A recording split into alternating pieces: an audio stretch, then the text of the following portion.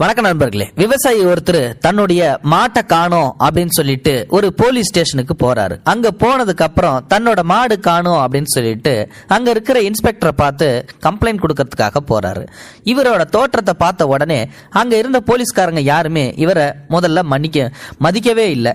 அவரோ, சார் நான் ஒரு நிமிஷம் சொல்றதை கேளுங்க அப்படின்னு சொல்லி சொல்றாங்க. யோ, ஒரு நிமிஷம் ஓரமா போய் நில்லியா, அப்புறமா வந்து சொல்லியா, இங்கதான் கேஸ் விசாரிச்சுட்டு இருக்கேன்ல அப்படின்னு சொல்லி அந்த முதியவரை இவங்க ரெஸ்பான்ஸே கொடுக்காம ரொம்ப நேரமா காக்க வச்சுக்கிட்டு இருக்காங்க. இப்போ அடுத்து என்ன நடக்குது அப்படின்னா, ஏற்கனவே கம்ப்ளைண்ட் கொடுக்க வந்தவங்க கம்ப்ளைண்ட் கொடுத்துட்டு போயிடுறாங்க. அதுக்கப்புறம் இவரை கூப்பிடுறாங்க. யோ, இங்க வாயா, உனக்கு என்ன வேணும், எதுக்கு இவ்வளவு நேரமா கத்திக்கிட்டே இருக்க, இங்கதான் கேஸ் விசாரிச்சுட்டு இருக்கல, இப்ப சொல்லுவோம் பிரச்சனை என்ன அப்படின்னு சொல்லிட்டு. ஐயா, என்னோட மாடை காணுங்க ஐயா, அதனாலதான் கம்ப்ளைண்ட் கொடுக்கலான்னு சொல்லிட்டு வந்தோம் அப்படின்னு சொல்லி சொல்றாங்க.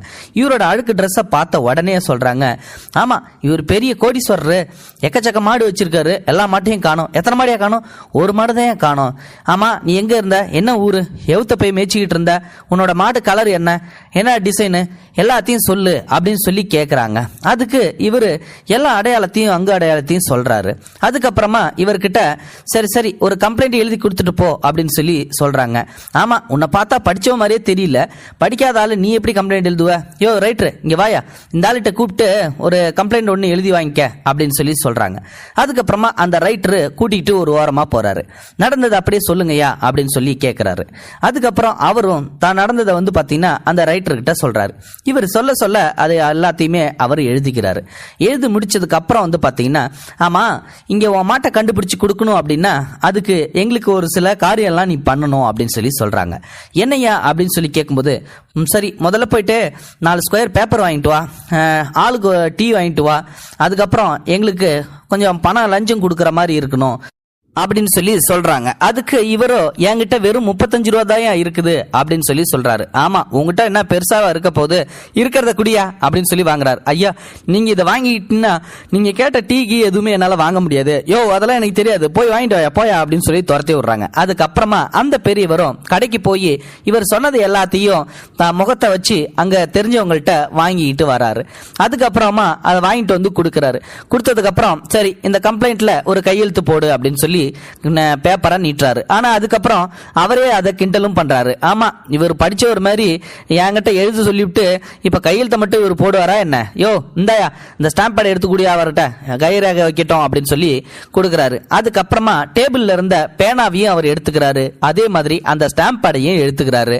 யோ, உன்னை நான் வந்து கையெழுத்து போட சொல்லியே, உனக்கு தான் போட தெரியாதுல்ல, இங்க பேப்பரை கிறுக்கி விட்டு ஏதாவது அசம்பாவிதம் ஆக்கிடாத, ஒழுங்கா கைரேகை வச்சுட்டு போயா அங்க இருந்து அப்படின்னு சொல்லி சொல்றாங்க. ஆனா அவரோ சடார்னு கையெழுத்த போடுறாரு. போட்டதுக்கு அப்புறம் தாம் பையில வச்சிருந்த ஒரு சின்ன சீலை எடுக்கிறாரு. அந்த ஸ்டாம்ப் பேட்ல குத்தி அந்த கம்ப்ளைண்ட் பேப்பருக்கு அந்த கையெழுத்து போட்டார் இல்லையா, அதுக்கு கீழே குத்துறாரு. அந்த கம்ப்ளைண்ட்டை அந்த ரைட்டர் கிட்ட கொடுக்கறாரு. அதை வாங்கி பார்த்தா அடுத்த நிமிஷமே ஆடி போயிடுறாரு அவரு. ஏன்னா அவரு தான் அப்பத்திக்கு பிரைம் மினிஸ்டர், அதாவது பிரதம மந்திரி அப்படின்னு சொல்லிட்டு வந்து தெரிய வருது.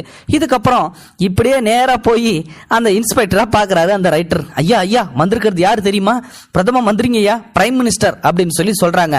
உடனே அவரும் வந்து பாத்தீங்கன்னா, ஐயோ பிரைம் மினிஸ்டரா அப்படின்னு சொல்லி ஏஞ்சி போய், ஐயா எங்களை மன்னிச்சிருங்க அப்படின்னு சொல்லி மன்னிப்பு கேட்கிறாரு. இப்போ இந்த சம்பவம் 1980களில் நடந்த ஒரு உண்மை சம்பவம். அவர் வேற யாருமே இல்ல, சரண் சிங், சௌத்ரி சரண் சிங் அப்படின்ற பிரதம மந்திரி தான்.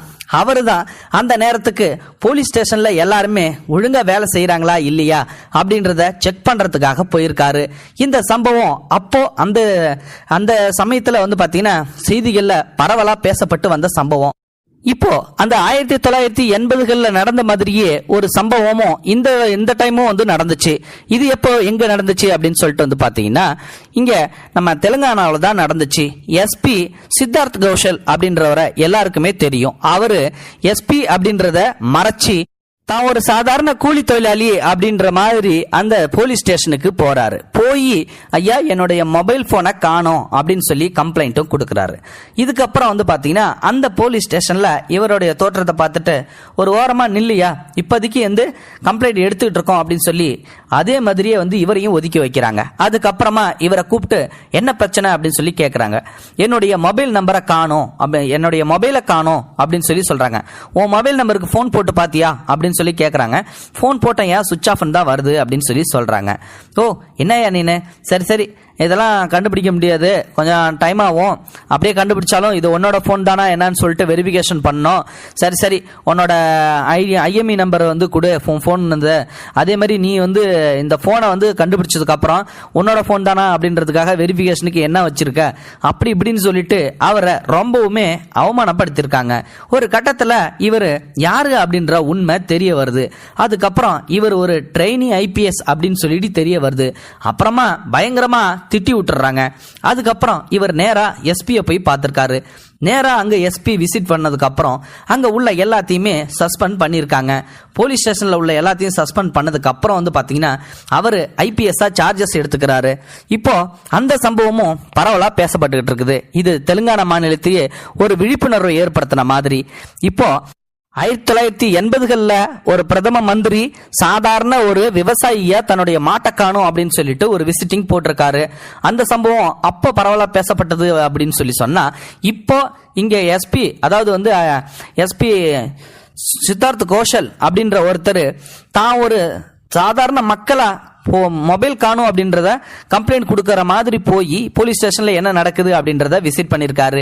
இந்த மாதிரியான ஆட்கள் இருக்கிறதால தான் இன்னமும் சட்டம் ஒழுங்கு காப்பாற்றப்படுது அப்படின்னா நிச்சயமா அது உண்மை. இதை பத்தி நீங்க என்ன நினைக்கிறீங்க அப்படின்றத மறக்காம கமெண்ட் பாக்ஸ்ல சொல்லுங்க. தேங்க்யூ ஃபார் வாட்சிங். இது போன்ற செய்திகளை உடனுக்குடன் நீங்கள் தெரிந்து கொள்ள மறக்காமல் எங்களுடைய சேனலை சப்ஸ்கிரைப் செய்யவும், கூடவே பக்கத்தில் வரும் பெல் ஐக்கானையும் கிளிக் செய்யவும்.